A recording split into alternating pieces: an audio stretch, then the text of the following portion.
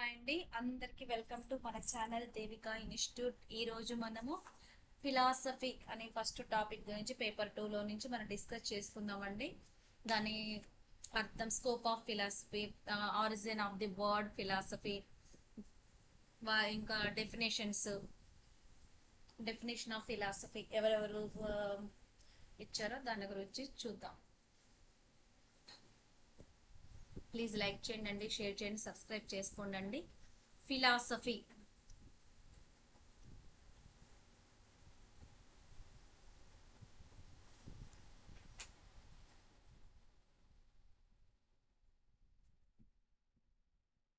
Philosophy అనేది English word కదా. తత్వశాస్త్రం, తెలుగులో తత్వశాస్త్రం, తెలుగులో ఈ తత్వశాస్త్రం, ఆంగ్లంలో ఇంగ్లీష్లో ఇది ఫిలాసఫీ. ఇప్పుడు ఫిలోస్ మరియు సోఫియా అనే రెండు గ్రీకు పదాలుగా విడిపోయింది. ఇది ఫిలోస్ ఇది లేదండి, సోఫియా, ఇవి రెండు గ్రీకు పదాలుగా విడిపోయింది.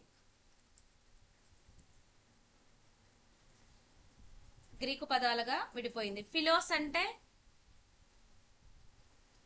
ప్రేమ అని అర్థం, సోఫియా అంటే జ్ఞానం అని అర్థం.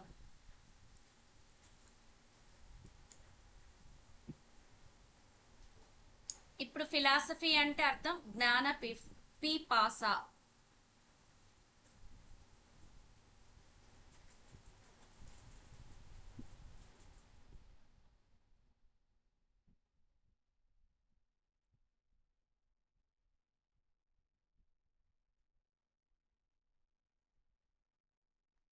దీని అర్థం ఇది, జ్ఞాన పిపాస.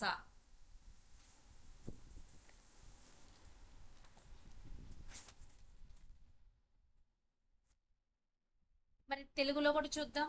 తత్వశాస్త్రం, సకల శాస్త్రానికి తత్వశాస్త్రం అనేది మాతృక. తత్ తత్ త్వం అనే పదము నుండి ఏర్పడింది. తత్ అనేది త్వం అనే పదము నుండి ఏర్పడింది. తత్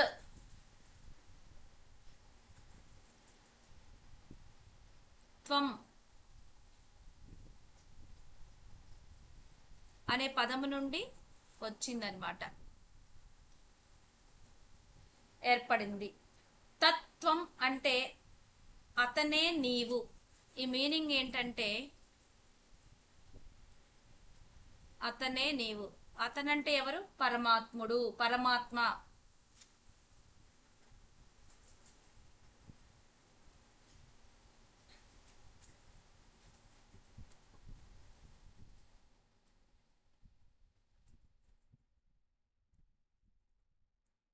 పరమాత్మ. దీనికి మరొక పేరు ఏంటంటే దర్శనం, చూడటం.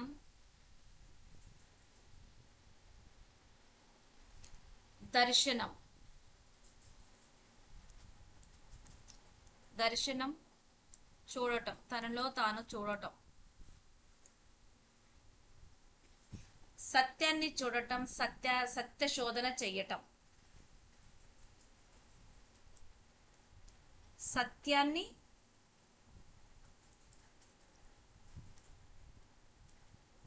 చూడటం, సత్య శోధన చెయ్యటం. రాధాకృష్ణ పండితుడు logical enquiry into the nature of reality, సత్య శోధనకు తార్కిక అన్వేషణగా పేర్కొన్నాడు. పండితుడు రాధాకృష్ణ.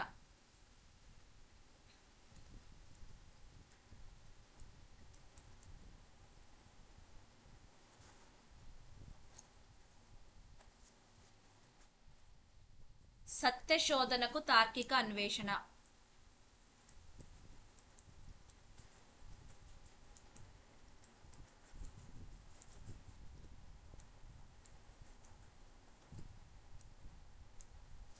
అన్వేషణ.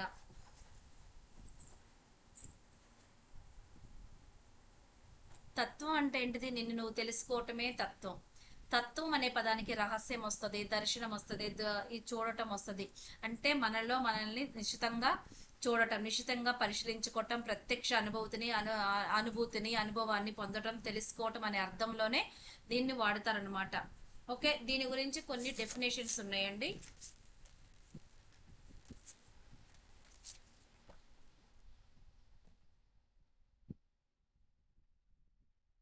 జ్ఞాన పిపాస అంటే లవ్ ఆఫ్ విజ్డమ్. తత్వశాస్త్ర నిర్వచనాలు ఎవరెవరు ఇచ్చారో, ప్లేటో ఏమి ఇచ్చారు దాని గురించి ఏమో చూద్దామండి ఒకసారి.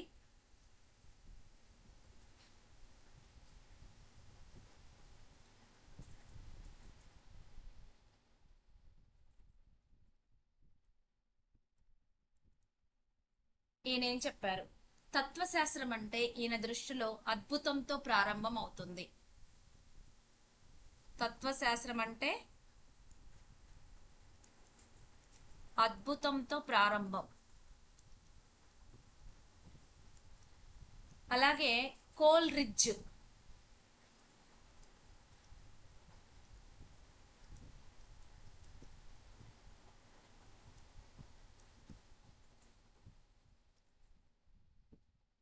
ఈయన ప్రకారం విజ్ఞాన శాస్త్రాల యొక్క విజ్ఞాన శాస్త్రం తత్వశాస్త్రం. విజ్ఞాన శాస్త్రాల యొక్క విజ్ఞాన శాస్త్రం తత్వశాస్త్రం.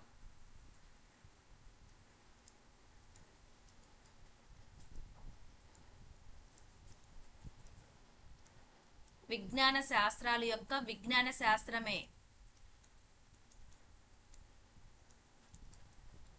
ఇక్కడ. నెక్స్ట్ సిసిరో.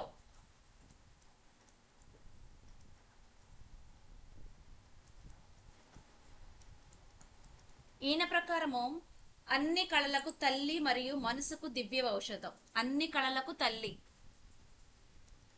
సిసిరో ఏం చెప్పారంటే తత్వశాస్త్రం గురించి, అన్ని కళలకు తల్లి మరియు మనసు కంట దివ్య ఔషధం అంట.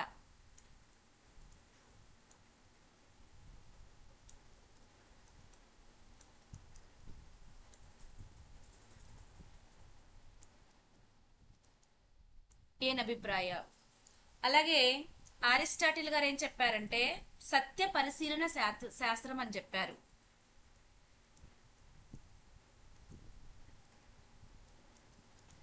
తత్వశాస్త్రం అంటే సత్యాన్ని పరిశీలించటం, శోధించటం, పరిశీలించటం.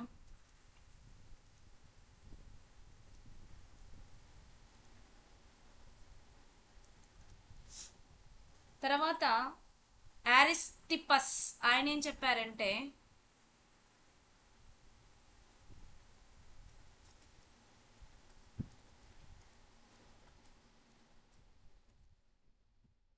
సమాజంలో మానవునికి సర్దుబాటు సామర్థ్యాన్ని ఇచ్చేదే తత్వశాస్త్రం. సమాజంలో ఎలా బ్రతకాలి, ఎలా సర్దుకుంటూ పోవాలో సర్దుబాటు సామర్థ్యం ఎవరికి? మానవునికి. సమాజంలో మానవునికి సర్దుబాటు సామర్థ్యాన్ని నేర్పిస్తుంది.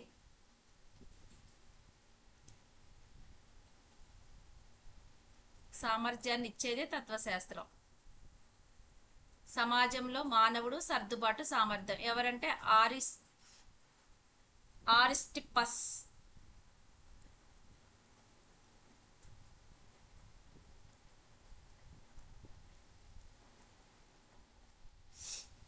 తర్వాత కాంట్ ఏం చెప్పారంటే విజ్ఞాన శాస్త్రం యొక్క శాస్త్రం మరియు విమర్శయే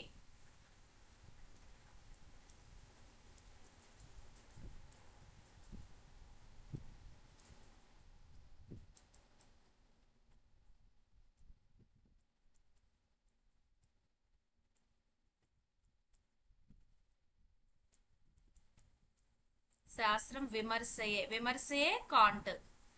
తత్వశాస్త్రం గురించి విజ్ఞాన శాస్త్రం యొక్క విమర్శించేదే తత్వశాస్త్రం అని చెప్పారు. ఫీచే ఏనేం చెప్పారంటే విజ్ఞాన శాస్త్రమే తత్వశాస్త్రం.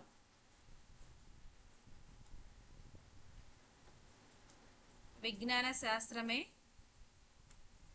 తత్వశాస్త్రం.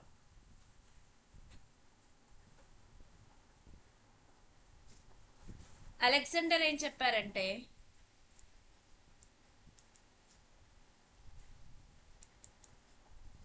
అలెగ్జాండర్ తత్వశాస్త్రం అంటే అది ఒక భౌతిక శాస్త్రం, అది భౌతిక శాస్త్రం. వీళ్ళందరూ వేరే దేశస్తులు చెప్పారు, పాశ్చాత్య దేశస్తులు. ఇప్పుడు భారతదేశం వాళ్ళు ఏం చెప్పారో చూద్దాం. భారతీయులు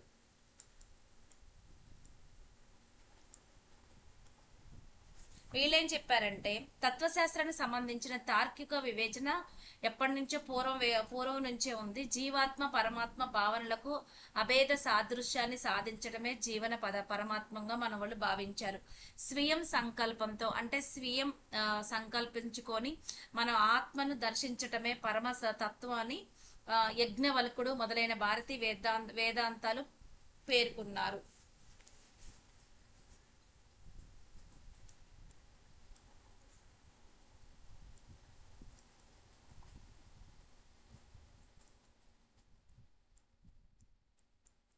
ఏం చెప్పారంటే స్వీయ సంకల్పంతో ఆత్మను దర్శించటమే పరమతత్వము.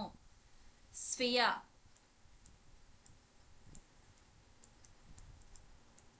సంకల్పంతో ఆత్మను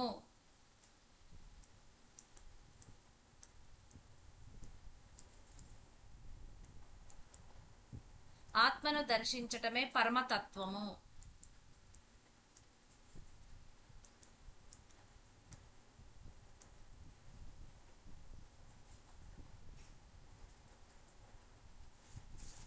యథార్థ స్వభావాన్ని తార్కికంగా అన్వేషించడమే తత్వశాస్త్రం అని డాక్టర్ సర్వేపల్లి రాధాకృష్ణ గారు చెప్పారు.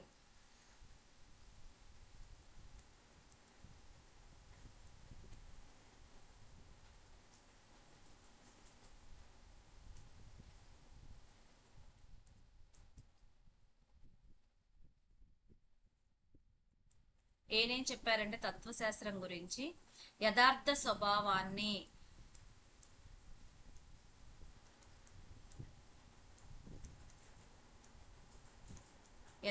స్వభావాన్ని తార్కికంగా అన్వేషించటమే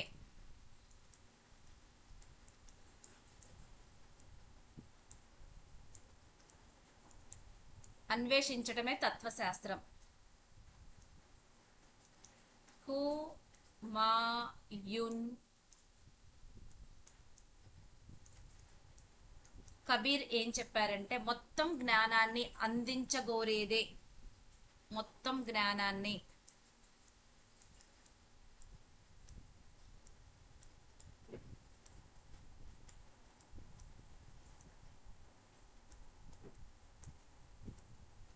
గోరేదే తత్వశాస్త్రం అని చెప్పారు. ఇంకా చాలా మంది ఉన్నాయండి, అవి ఎంసీక్యూ చేసేటప్పుడు చెప్తా. ఇప్పుడు మన మన అంటే అకాడమిక్ బుక్ లో ఉన్నాయి, చెప్పాను.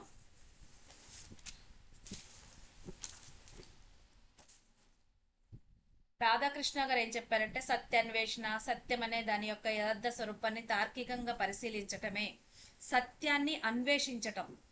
సత్యం అనే దాని యొక్క యథార్థ స్వభావాన్ని తార్కికంగా అన్వేషణ చేసడమే తత్వశాస్త్రం అని చెప్పారనమాట.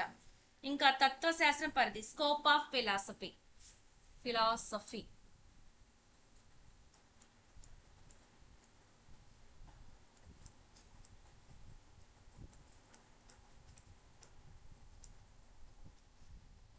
పరిధి, స్కోప్ అంటే పరిధి కదా. ఏదైనా ఒక విషయానికి కానీ ఒక శాస్త్రానికి కానీ మనం కొంతవరకు పరిధి ఉంటుంది, దేనికైనా ఒక లిమిట్ ఉంటుంది అంటారు. కానీ తత్వశాస్త్రానికి పరిధి నిర్ణయించటం సాధ్యం కాదు. తత్వశాస్త్రానికి ఎందుకంటే అది అనంతమైన జ్ఞానం. విశ్వంలో ఎంత అనంతం ఉంటుందో మన లోపల కూడా అంతే అనంతమైన జ్ఞానం ఉంటుంది. తాత్వికవేత్తలు పుస్తకాలు రాస్తారు, ఏది కావాలంటే అది, అంటే లోపల నుంచి వాళ్ళకి ఎంతో జ్ఞానం ఉంటది అనమాట. సో తత్వశాస్త్రానికి ఏముండదండి, పరిధిని నిర్ణయించటం సాధ్యం కాదు.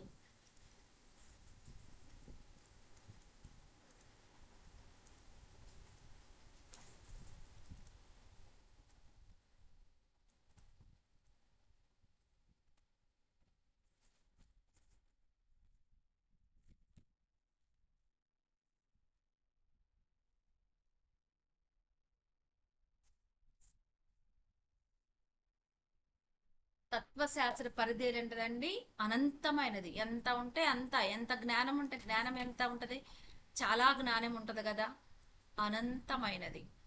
తత్వశాస్త్రం పరిధి నిర్ణయించటం కాదు, కానీ అది ఎలాంటిదంట, అనంతమైనది. అనంతమైనది. అనంత సృష్టి అంతా తత్వశాస్త్ర పరిధిలోకి వస్తుంది. సరిహద్దులు నిర్ణయించటం చాలా కష్టం. విశ్వంలో జ్ఞాన సంపాదన శాస్త్రాలని తత్వశాస్త్ర పరిధిలోకే వస్తాయన్నమాట.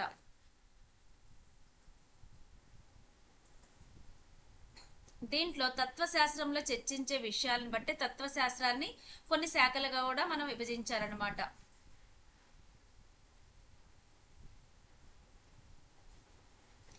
తత్వశాస్త్రం అనేది, తత్వశాస్త్రం విషయానికి వస్తే తత్వవేత్తలు ఎలా ఉంటారంటే,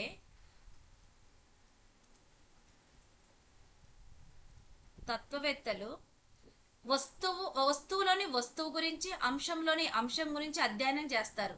అంటే అంత జ్ఞానం ఉంటుంది అనమాట. వస్తువులోని వస్తువు,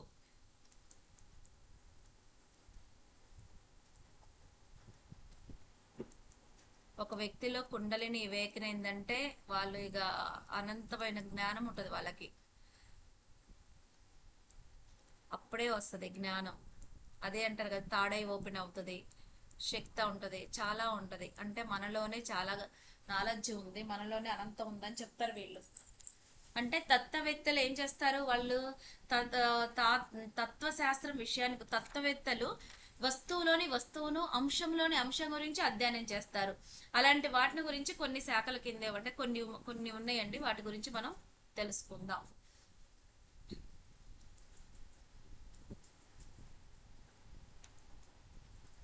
భౌతిక శాస్త్రం. తత్వశాస్త్రాన్ని తత్వశాస్త్రం గురించి వివరించాలంటే దీన్ని కొన్ని శాఖలుగా విభజించారు. అంటే విభజించి దాని పరిధిని నిర్ధారించవచ్చు. ఇలాంటి వాటిని మెటా ఫిజిక్స్,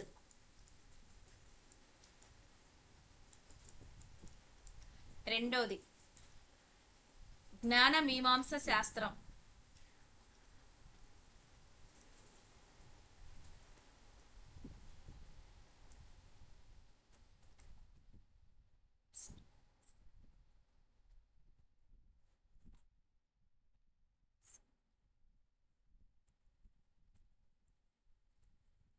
ఎపిస్టమాలజీ,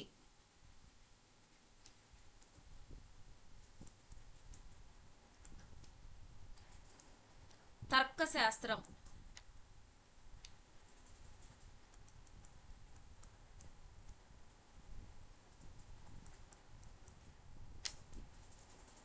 విలువల శాస్త్రం,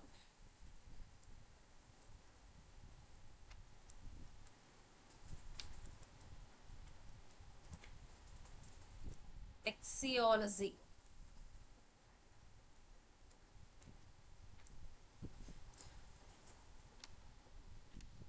ఫస్ట్ టాపిక్ ది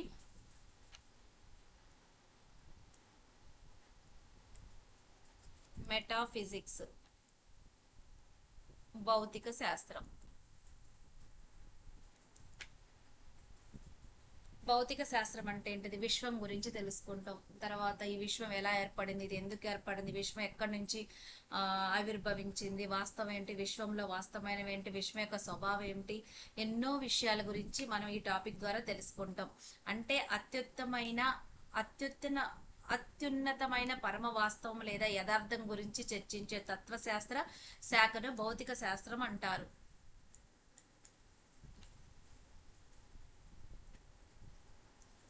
అత్యున్నతమైన పరమ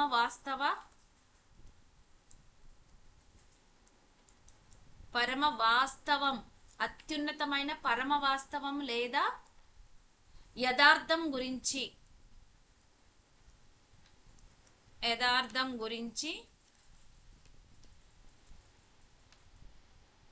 చర్చించే, అత్యున్నతమైన పరమవాస్తవం లేదా యథార్థం గురించి చర్చించే తత్వ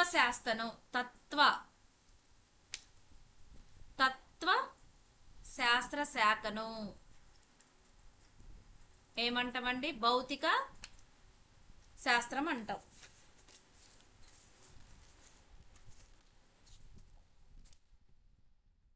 అంటే సృష్టి అస్తిత్వం అవలా ఉన్న యథార్థం గురించి ఇంకా ఏదో ఉంది తెలుసుకోవాలని వాటి గురించి అన్వేషిస్తా ఉంటాం. అంటే యథార్థం గురించి తెలిపే శాస్త్రమే అతి భౌతిక. అంటే ఇదేముంటది, యథార్థం గురించి తెలుపుతుంది, అంటే నిజం గురించి తెలుపుతుంది అనమాట.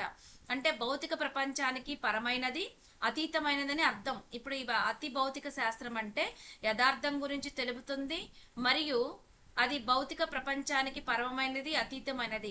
నిర్ణయించవలసిన సమస్యలను తీసుకోవటం, కొత్త వాటిని కనుక్కుంటాం, వివరిస్తాం, పుట్టుపూర్వతాలు, అది ఎక్కడి నుంచి వచ్చింది, ఎలా పుట్టింది, దాని గురించి, ఆ లక్షణాల గురించి, అన్నిటి గురించి మనం తెలుసుకోవటమే. అది ఎలా వచ్చింది, ఒక విషయం గురించి యథార్థం తెలుసుకోవటమే అతి భౌతిక శాస్త్రంగా మనం పరిగణిస్తాము. అంటే భౌతిక అంశాలను, ప్రపంచక పదార్థ విషయాన్ని అధ్యయనం చేసేదే భౌతిక శాస్త్రం. ప్రపంచంలోని పదార్థ స్వభావానికి సంబంధించిన సిద్ధాంతాలు కానీ, నిరూపణలు కానీ, సూత్రాలు కానీ అన్ని ఎక్కడి నుంచి వస్తాయి, అతి భౌతిక శాస్త్రం నుంచే వస్తాయి అన్నమాట. అన్నిటిని వైజ్ఞానిక పద్ధతుల ద్వారా నిర్ధారణ చేయగలిగేది, అధ్యయనం చేసేది మాత్రమే భౌతిక శాస్త్రం. అయితే దీని పరిధి ఎలా ఉంటుంది, దీని పరిధి చాలా ఎక్కువగా ఉంటుంది. ఆ పరిధి అనేది మనం నిర్ణయించటం కష్టం అనమాట. అదంతా దాటిపోయితే అది మన ఊహకు కూడా అందరిది రుజువు చేయడానికి ఎంతుంది అంతుందని చెప్పం. కొత్త కొత్త విశ్వం గురించి తెలుసుకోవాలి అంటే ఎలా చెప్పగలుగుతాం? సో అట్లాగే ఇది అనంతమైనది. ఎన్నో శాశ్వత సత్యాలకు సంబంధించిన ఎన్నో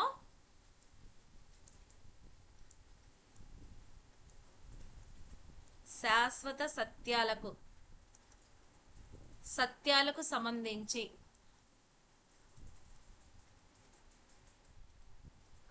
సంబంధించి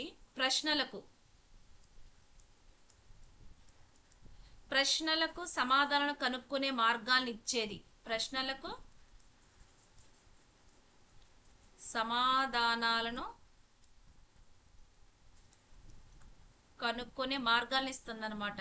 అవును, ఇది ఎక్కడి నుంచి వచ్చింది, దారి చూపిస్తుంది అనమాట. మార్గాలను కనుక్కునే దారి చూపిస్తుంది ఎవరు? అతి భౌతిక శాస్త్రం, ఫిజిక్స్ అంటాం కదా. సత్తా శాస్త్రం, సత్యాన్ని శోధించే శాస్త్రాన్ని ఏమంటాం? ఇందులోనే ఉందండి.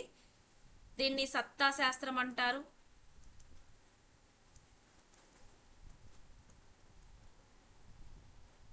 ఆంటోలజీ, శాశ్వత సత్యాన్ని శోధిస్తుంది.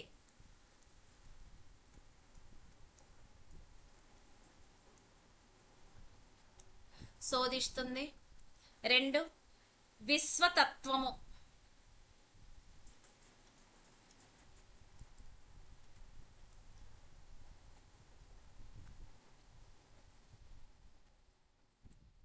కాస్మాలజీ, ప్రాపంచిక విశేషాలను తెలిపేది.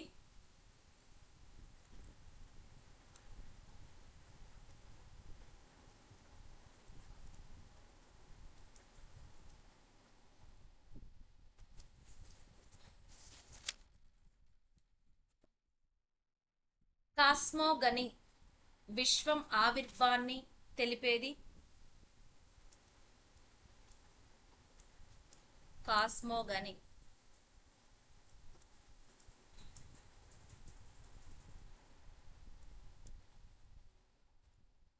విశ్వం ఆవిర్భావం గురించి తెలుపుతుంది.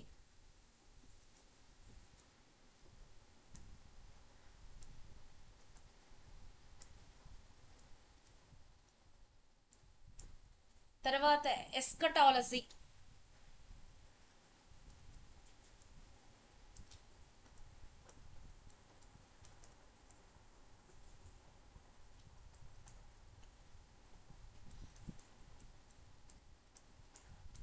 దేని గురించి తెలుపుతుందంటే ఆత్మ మరణాంతరం ఎక్కడికి వెళుతుందో తెలుపుతుంది.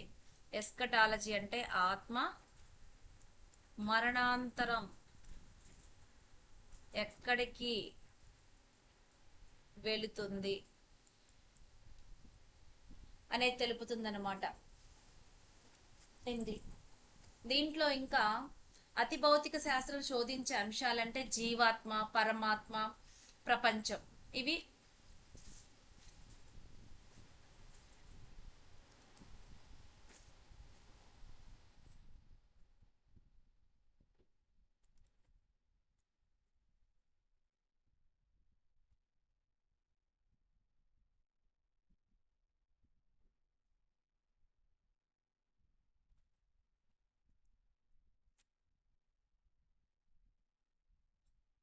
శోధించే అంశాలు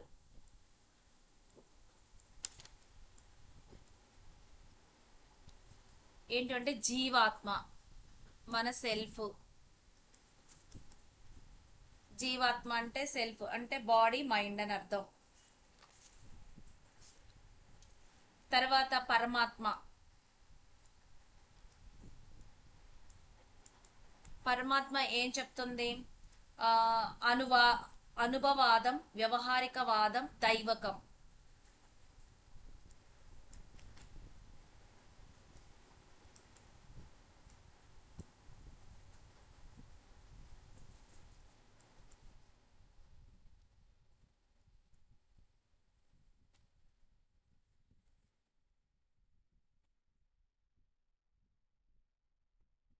దైవకం. అలాగే ప్రపంచం.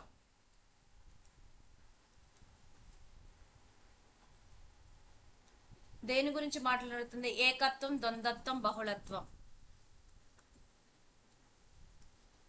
ఏకత్వం, ద్వంద్వత్వం, బహుళత్వం. ఇలా ఇక్కడ మనం రెండు డెకాడే ప్రకారం జీవాత్మ అంటే ఏంటిది? శరీరమా మేధస్సు అనే మీమాంసకు ఆధునిక ఉన్నాడు. రెండు డెకాడే ఏం చెప్తున్నాడంటే మేధస్సు అనేది వాస్తవమైందని, దాని ఛాయనే శరీరం అని పేర్కొన్నాడు.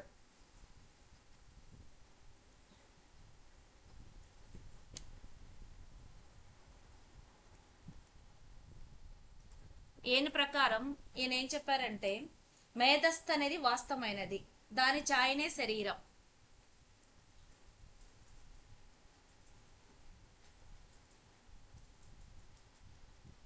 మేధస్సే వాస్తవం,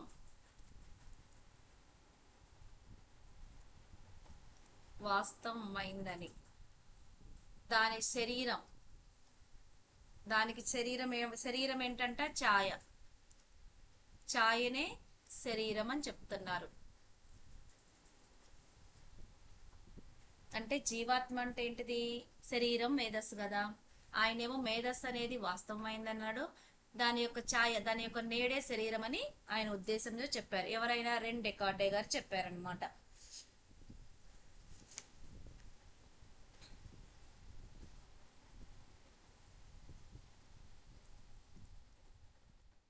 స్పినోజా ఏమేం చెప్పారంటే శరీరం, మేధస్సు రెండు ఒకే చక్రానికి రెండు పుల్లలు, ఇరుసులు లాంటివి, లేదా ఒకే కాంతి నుంచి వచ్చిన రెండు కిరణాలు లాంటివి. శరీరం, మేధస్సు గురించి చెప్తున్నారు ఈయన. ఏంటివంటే శరీరము, మేధస్సు రెండు ఒకే చక్రానికి, రెండు ఒకే చక్రానికి, ఒకే చక్రానికి రెండు పుల్లలు లేదా ఇరుసులు.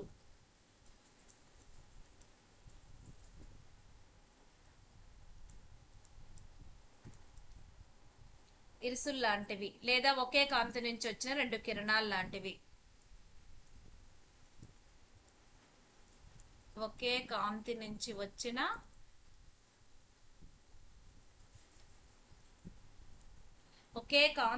వచ్చిన రెండు కిరణాలు లాంటివి. ఈయన శరీరం మీద అనేది ఒక కాంతి అంటే ఇది సన్ను నుంచి వచ్చిన రెండు కిరణాలు లాంటివని శరీరం, మేధస్సు అని చెప్పారు. ఈయన రెండు ఒకే చక్రానికి వచ్చిన రెండు పొల్లలు, ఇరుసులు లాంటివని చెప్పారు స్పినోజా గారు. పరమాత్మ అంటే దీంట్లో ఉన్నాయి అనుభవం అంతా మనకి ఎక్కువ లేవండి మన టెక్స్ట్ బుక్లు అయితే.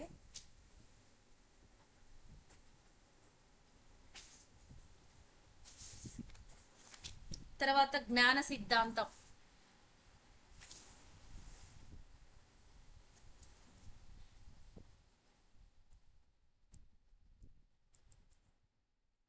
జ్ఞాన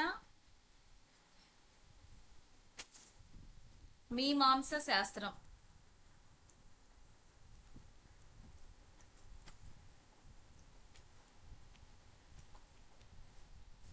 ఇది ఏంటిదంటే ఎపిస్టమాలజీ.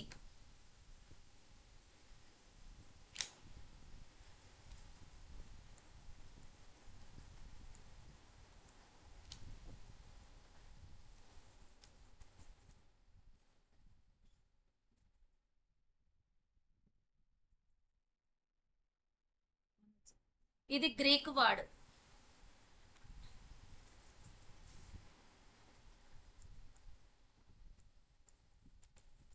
గ్రీకు పదం.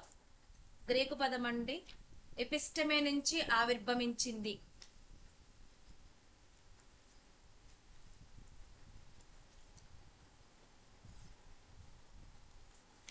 ఈ పదం నుంచి వచ్చింది. దీని మీనింగ్ ఏంటంటే జ్ఞానం అని అర్థం. దీని మీనింగ్ జ్ఞానం.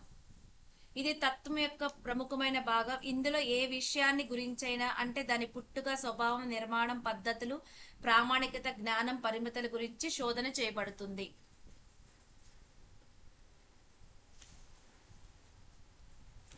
దేని గురించి మాట్లాడుతుందంటే జ్ఞానం అని అర్థం కదా, తత్వం యొక్క. ఇందులో ఏ విషయాన్నైనా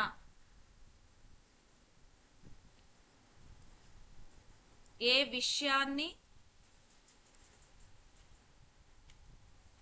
గురించైనా అంటే దాని పుట్టుక,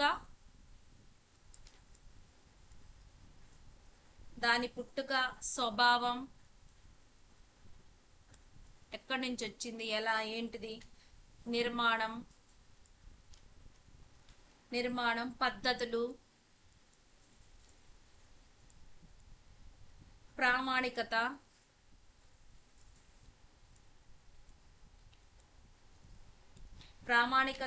జ్ఞాన పరిమితుల గురించి శోధన చేస్తుంది. జ్ఞాన పరిమితులు గురించి ఏం చేస్తుంది? శోధన.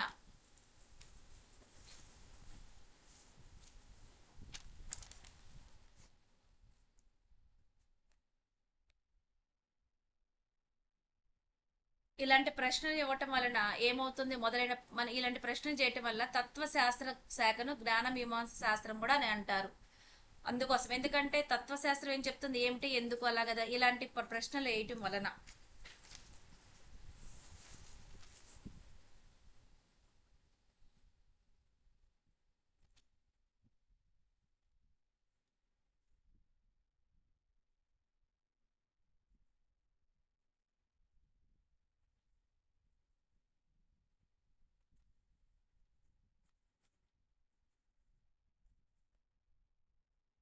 నెక్స్ట్, తర్కశాస్త్రం.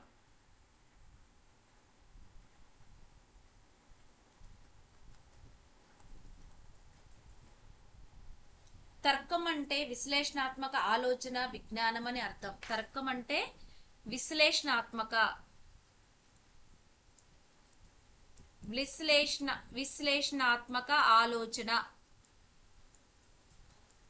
ఆలోచన, విజ్ఞానం. తర్కం అంటే ఏంటిదండి? విశ్లేషణాత్మక ఆలోచన, విజ్ఞానము. తర్కశాస్త్రం కార్యాచరణ సంబంధం గురించి వివరిస్తుంది. తర్కశాస్త్రం కార్యకరణ సంబంధం గురించి తెలుపుతుంది. ఈ పదాలన్నీ గుర్తుపెట్టుకోండి. వీటిలో ఇలాగే ఇస్తారంట. స్వీయ విభేదం లేని ప్రవచన ప్రకటన తర్కశాస్త్రం చేస్తుంది.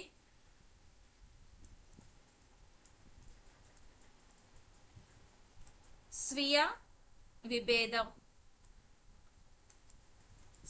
విభేదం లేని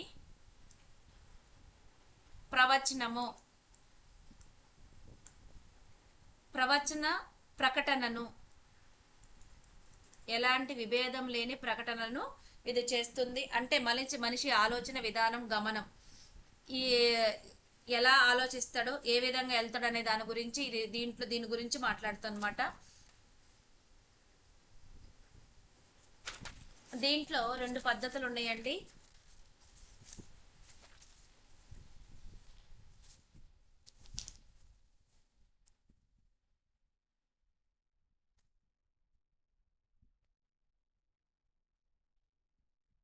ఆగమన తర్కం,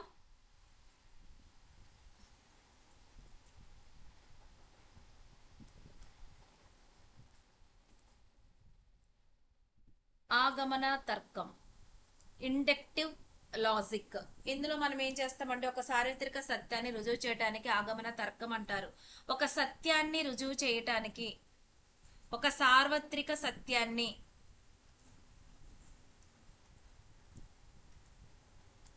ఒక సార్వత్రిక సత్యాన్ని రుజువు చేయటాన్ని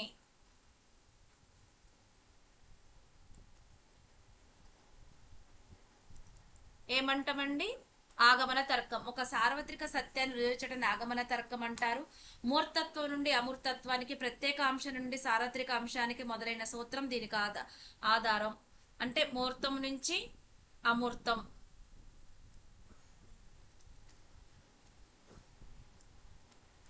ఇది మనకు తెలుసు. ప్రత్యక్ష ప్రత్యేక ప్రత్యేక అంశం నుంచి సాధారణ అంశం, సార్వత్రిక అంశం.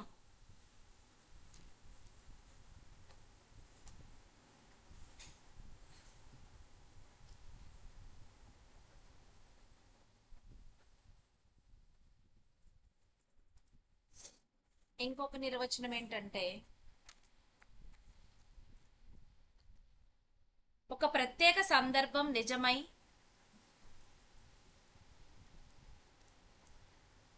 ఒక ప్రత్యేక సందర్భం నిజమై ఒక ప్రత్యేకమైన సందర్భం నిజమై అట్టి పర్యాప్త సందర్భాలకు మరికొన్నిటికి సహేతుకంగా ఒకటి నిజమైంది అనుకో, దానికి పర్యాప్తంగా మరొకటి నిజమైతే అటువంటి కొన్ని సందర్భాలను నిజమవుతుంది అని తెలియజేయటాన్ని, అలాంటివి కూడా కొన్ని నిజమైతే అని తెలియజేయటాన్నే ఆగమనం అంటారు.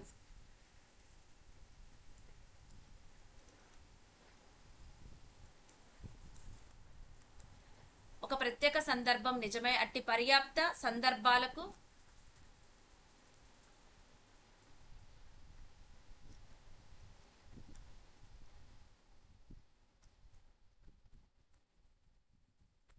మరికొన్నిటిని సహేతుకంగా నిజమైతే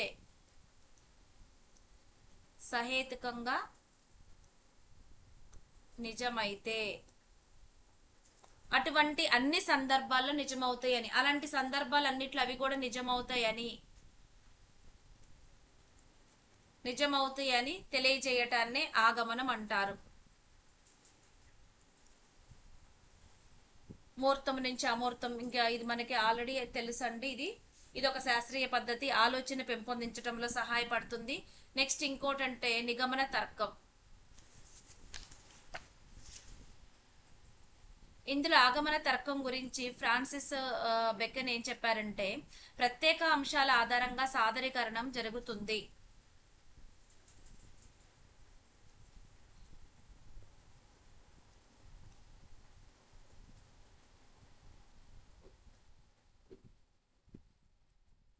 ఇవి గుర్తుపెట్టుకోవాలండి. ప్రత్యేక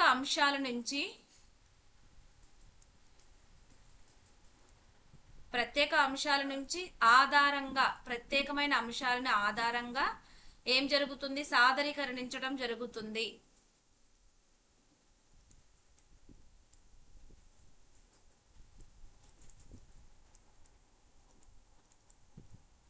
సాదరీకరణం జరుగుతుంది అని ప్రతిపాదించారన్నమాట.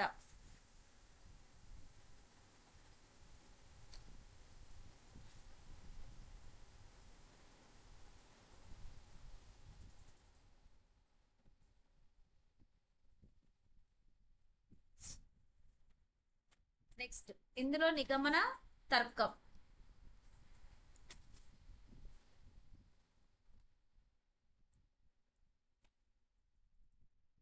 ఇవన్నీ తర్కంలో నుంచే ఉన్నాయండి. నిగమన తర్కం దానికి రివర్సే కదా ఇది.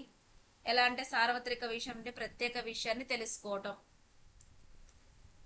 నుంచి ప్రత్యేకం తెలుసుకోవటం.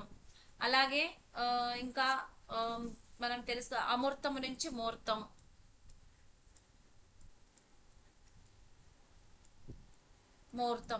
ఇది ఎక్కువ దేనికి ఎక్కిస్తుంది అంటే ఇది సూత్రం నుంచి ఉదాహరణగా తెలిసి జ్ఞాపక శక్తికి ప్రాధాన్యతనిస్తుంది. ఇది ఎక్కువ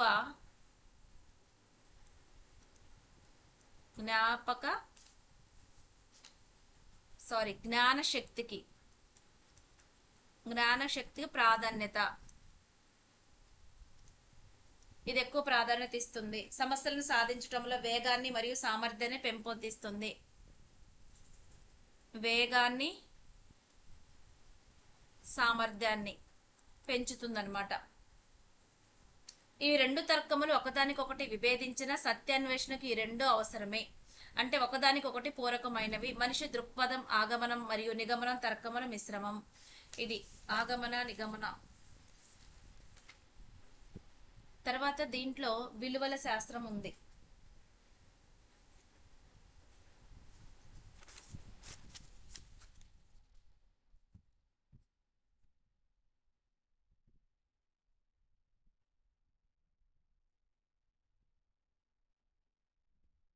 విలువల శాస్త్రం దీన్ని ఎక్సియాలజీ. ఇది గుర్తుపెట్టుకోండి, బిట్స్ లో ప్రీవియస్ క్వశ్చన్ లో అడిగారు. అంటే విలువ అంటే ఏమిటి? ఒక వస్తువుకి లేదా ఒక మనిషికి ఉండే, అంటే మనకు ఒక విలువ ఉంటది, మన మాటకు ఒక విలువ ఉంటది, ఒక వస్తువుకు ఒక విలువ ఉంటది, ఒక బుక్కు విలువ ఉంటది, ఒక ఫోన్కి విలువ ఉంటది. అంటే ఒక వస్తువు కావచ్చు, ఒక మనిషికి కావచ్చు, ఏదో ఒక దానికి విలువ సమయం అని ఉంటది. అంటే మనం దాని యొక్క విలువను, ప్రవర్తనను, మనిషి నడవకను, అలాగే ప్రవర్తనను, అతని ఆపాదించుకున్న విలువలు, అభిప్రాయాలు, నమ్మకాలపైనే ఆధారపడి ఉంటాయి. విలువ అనేది మనిషి యొక్క సాంఘీకరణ అనే ప్రక్రియ ద్వారా పెంపొందించబడతాయంట. అంటే మనిషి యొక్క సాంఘీకరణ అనే ప్రక్రియ ద్వారా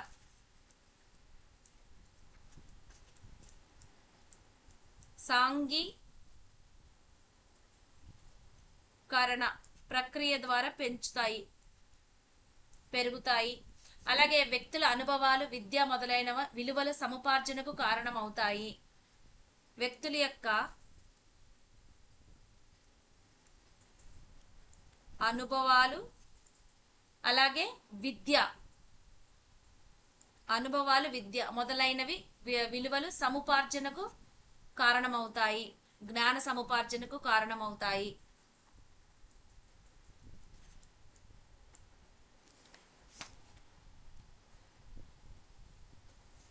అలాగే రాధా కమల్ ముఖర్జీ చెప్పినట్లు దీని గురించి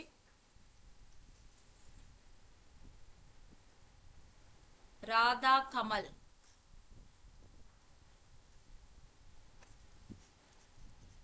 ఏం చెప్పారంటే, విలువలే సమాజ గతిని, పురోగతిని, వ్యక్తుల మూర్తిమత్వ నిర్మాణాన్ని నిర్దేశిస్తాయి. మానవ జీవన విధానంపై విలువల ప్రభావం ఎంతగానో ఉంటుంది. వ్యక్తి అస్తిత్వానికి మరియు సమాజంలో అతను జీవించడానికి విలువలు కలిగి ఉండటం ఎంతో అవసరం అని చెప్పారు. సమాజ గతిని అవును, మనిషికి విలువ చాలా ఉండాలి. గతిని, పురోగతిని, మనం అభివృద్ధి చెందినప్పుడే మనకి విలువిస్తారు. ఎక్కడ వేసిన గొంగళి అక్కడే ఉంటే ఎవరిస్తారు? వ్యక్తుల మూర్తిమత్వాన్ని,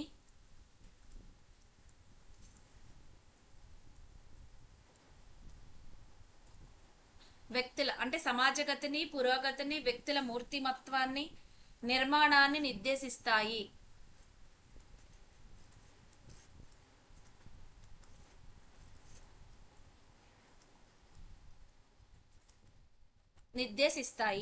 అంటే మానవ జీవన విధానంపై విలువలు ఎంతగానో ప్రభావం ఉంటుంది. వ్యక్తి అస్తిత్వానికి మరియు అతని జీవన విధానంపై ఎంతగానో ప్రభావం ఉంటుందని ఉంది. అలాగే జీవన విధానంపై వ్యక్తి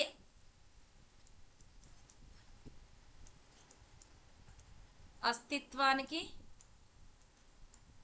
సమాజంలో అతను జీవించటానికి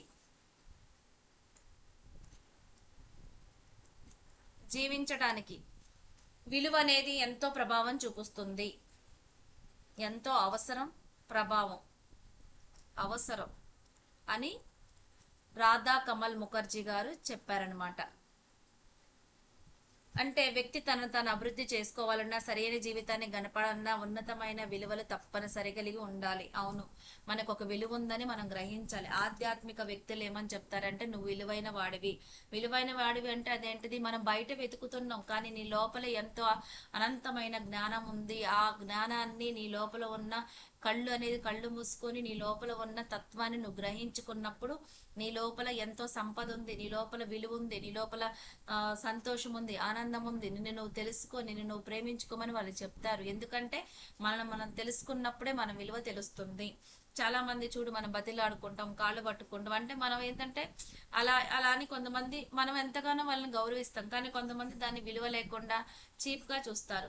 కానీ ఆధ్యాత్మిక వ్యక్తులు ఏం చెప్తారంటే నువ్వే చాలా విలువైన వాడివి, నిన్ను నువ్వు అభివృద్ధి చేసుకో, నిన్ను నువ్వు తెలుసుకో, అప్పుడే నీ కోసం ప్రతిదీ వస్తుంది అని వాళ్ళ ఉద్దేశం. అంటే ఫస్ట్ వ్యక్తి తనను తాను అభివృద్ధి, మనం ఈ భూమి మీదకి వచ్చింది మనల్ని మనం సరి చేసుకోవటానికి. యాజ్ పర్ హిందూ రూల్ ప్రకారం పునరపి మరణం పునరపి జరణం అంటారు. అంటే గత జన్మ అనుభవాల ఆధారంగా కర్మ ఫలితంగానో మన జీవితాన్ని మనం అనుభవిస్తూ ఉంటాం అంటారు. సో అంటే ఆ జన్మలో చేసింది ఈ జన్మలో మనం తీర్చుకోమని ఆ పెద్దలు అంటారు. కాబట్టి అంటే అక్కడ ఏమైనా మనం చేసి ఉంటే దీనికి పరిహారం ఇది అంటాం. సో అది నమ్మినా నమ్మకపోయినా ఒకళ్ళు చిన్న తప్పు చేసిన దానికి ఫలితం అనుభవించాలి, ఒక మంచి పని చేసిన దానికి ఫలితం ఖచ్చితంగా అనుభవించాలి. ఇప్పుడు మనమే చూసుకుందాం, మనకు నోటిఫికేషన్ వస్తుందని బిఫోరే చెప్పారు, చెప్పి కూడా చాలా రోజులు అవుతుంది. అంటే ఇప్పుడు అది ఇంకా రాలేదు, రిలీజ్ అవ్వలేదు. కాబట్టి మనం ఏం చేయాలి, ఇప్పుడు మనము ఈ పని కరెక్ట్ గా మనం చేసుకున్నాం అనుకో, ఈ జాబ్ వస్తే నేను 6 నెలలు కష్టపడ్డందుకు స్మార్ట్ వర్క్ చేసుకుంటూ విత్ హార్డ్ వర్క్ చేసుకుంటూ మనం మనకంటూ ఒక విలువను సంపాదించుకుంటాం, అంటే ఒక ఉద్యోగాన్ని సంపాదించుకుంటాం. అదే మనం దాన్ని నెగ్లిజెన్స్ చేసుకున్నాం, అంటే నెగ్లిజెన్స్ అంటే కొంతమంది చదివే ఉండే టైం కూడా నెగ్లెక్ట్ చేస్తారు. కొంతమంది ఇక వాళ్ళకి మనం చెప్పలేం, మనం ఎవరిని కామెంట్ చేయలేం. కాబట్టి వాళ్ళ ఇష్టానుసారంగా వాళ్ళు చేసుకుంటారు. కానీ నిన్ను నువ్వు అభివృద్ధి ఎప్పుడు చేసుకుంటావు, ఇది నాకు అవసరం, ఇది నేను చేసుకోవాలి అని నీ అవసరాలు నువ్వు గుర్తించుకున్నప్పుడు, నీ సిచ్యువేషన్ నువ్వు తెలుసుకున్నప్పుడు నీ విలువ నువ్వు పెంచుకోవాలి. మన విలువను ఎవరు పెంచుతారు, మనమే పెంచుకోవాలి. ఎవరో గౌరవిస్తే మన విలువ అస్సలు పెరగదండి. ఎవరో మనల్ని అవమానిస్తే మన విలువ అస్సలు తగ్గదు. ఎవరు గౌరవించినా ఎవరు గౌరవించకపోయినా విలువ అనేది ఎక్కడ మారదు. కానీ మన విలువను మార్చుకునే వలన మన స్థితిని మన పరిస్థితిని మన విలువను మార్చుకునే వ్యక్తి ఎవరైనా ఉన్నారంటే అది మనం మాత్రమే. మనం ముందుకు నడిచినప్పుడు మాత్రమే. ప్రతిరోజు కరెంట్ అఫైర్స్ చదవండి, ప్రతిరోజు ఇవి వినండి, క్లాస్ వినండి. నేను ఎంసీక్యూ కూడా తయారు చేస్తానండి, అవి కూడా చదవండి. ఏది కూడా అన్ని క్లాసులు మీకు ఎక్కడ అవైలబుల్గా ఉంటే అక్కడ వినండి, కానీ దేన్ని నెగ్లిజెన్స్ చేయమాకండి. ఎందుకంటే ఈసారి ఈ నోటిఫికేషన్కి ఇది మీకు లాస్ట్ అయిపోవాలి, అంత ఫిక్స్ అయి చదవండి. ఎందుకంటే ఇప్పుడు సరైన జీవితాన్ని గడపాలన్నా మనకు మంచి జీవితం కావాలి, మంచి లైఫ్, మనకి మంచి జీవితం, అసలు మంచి బట్టలు వేసుకుంటేనే ఈ సమాజంలో విలువిస్తుంది. మంచి చెప్పులు వేసుకున్నప్పుడు ఇక ఏదైనా వస్తువులు మన శరీరంపై కనిపించే వాటికే విలువిస్తుంది. అవును, మనం మాత్రమే అంతేస్తాం, వాళ్ళ డబ్బుకే విలువిస్తారంటే డబ్బు ఈజ్ ఏ పాజిటివ్ ఎనర్జీ. ఒక రకంగా అది ఉన్నప్పుడే మనకు వాల్యూ ఉంటుంది. లేకపోతే ఏది కావాలనుకున్నా ఏది కొనుక్కోవాలన్నా మన చేతిలో ఉండాలి కదా. దేన్ని తక్కువగా చూడమాకండి, ఎందుకంటే అవన్నీ మనల్ని విలువని పెంచుతాయి, మన గౌరవాన్ని పెంచుతాయి. సో మన అవసరాలను తీరుస్తాయి. మానవ జాతికి మనువుడికి ఆధారమైనది ఎంతో అవసరం. అంటే రాధాకమల్ ముఖర్జీ మాటల్లో ఏం చెప్తున్నారంటే సమాజం ఆమోదించిన కోరికలు, లక్ష్యాలు, విలువలు అంతర్గతం చేసుకునే ప్రక్రియలు. సమాజ పరిస్థితులు, అభ్యాసనం, సాంఘీకరణం అనేవి వ్యక్తిగత నిర్దేశాలు. సమాజ పరిస్థితులు ఆమె విడమర్చారు.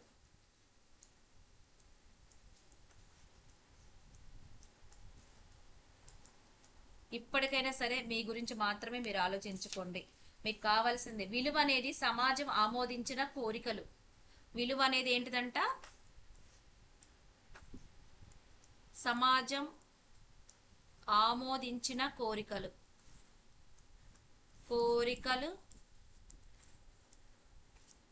లక్ష్యాలను విలువలు అంతర్గతం చేసుకునే ప్రక్రియలు.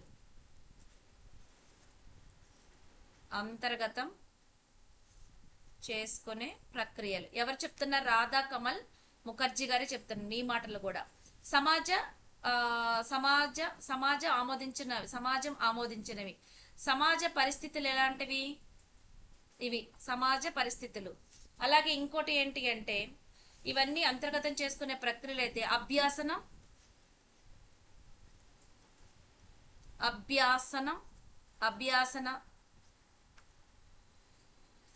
సాంఘీకరణ,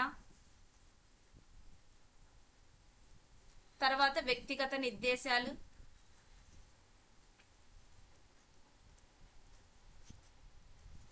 వ్యక్తిగత నిర్దేశాలు, కోరికలు కోరికలు అభిలాషణీయాలు అని ఆమె చెప్పారనమాట. సమాజ పరిస్థితులు అంటే ఆమె విలువ అనేవి ఎలా చెప్పిందంటే, సమాజం ఆమోదించిన కోరికలు, లక్ష్యాలు, విలువలు అంతర్గతం చేసుకునే ప్రక్రియలు, అలాగే సమాజ పరిస్థితుల అభ్యాసన, సాంఘీకరణ, వ్యక్తిగత నిర్దేశాలు, కోరికలు అభిలాషణమైనవి. ఒక వ్యక్తి విలువ కలిగి ఉన్నాడు అంటే అతను అభిలాషణమైన ప్రవర్తన, జీవన సరళి తెలియజేసే నమ్మకాలు కలిగి ఉన్నాడని అర్థం. ఇంకా జాతీయ విద్యా విధానం 1986 ఏం చెప్తుందంటే, 1986 జాతీయ విద్యా విధానం దేశ విద్యా వ్యవస్థలో గణనీయమైన మార్పులు రావాలని ప్రతిపాదిస్తూ విద్య ద్వారా విలువలు అందించే విషయంపై దృష్టి కేంద్రీకరించాలని పేర్కొంది. 1986 జాతీయ విద్యా విధానం ఏం చెప్తుందంటే, విద్య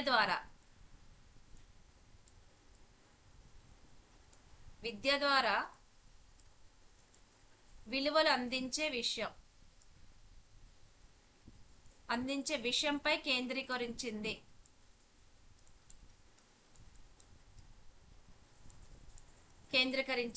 అట్టి విలువల సముపార్జన సమైక్యతను దారితీస్తుందని, మతమూఢత్వం విశ్వం నుండి వ్యక్తుల సమాజానికి దూరంగా ఉంచుతాయని తెలియజేస్తుంది.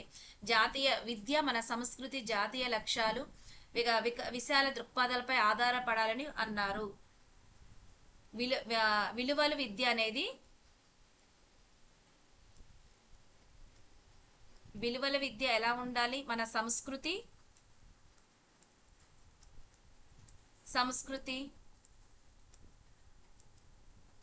జాతీయ లక్ష్యాలు, విశాల దృక్పథాలపై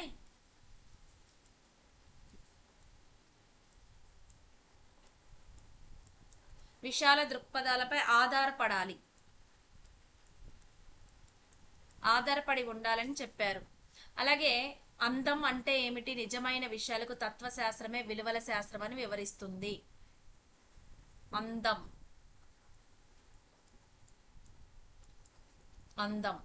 అంటే ఏమిటి? ఏది నిజమైన అందం అనే విషయాలను కూడా తత్వశాస్త్రం శాఖ అయిన విలువల శాస్త్రం వివరిస్తుంది. ఇది కూడా విలువల శాస్త్రం వివరిస్తుంది. అందం అంటే ఏమిటి? ఏది నిజమైన అందం? ఈ విషయాలను కూడా తత్వశాస్త్ర శాఖ అయిన విలువల శాస్త్రం వివరిస్తుంది. ఇంకా 2 టాపిక్స్ ఉన్నాయండి, ఒకవేళ వీడియో లెంత్ పెరగొచ్చేమో. సో ప్లీజ్ లైక్ చేయండి, షేర్ చేయండి, సబ్స్క్రైబ్ చేసుకోండి. కంపల్సరీగా చదవండి.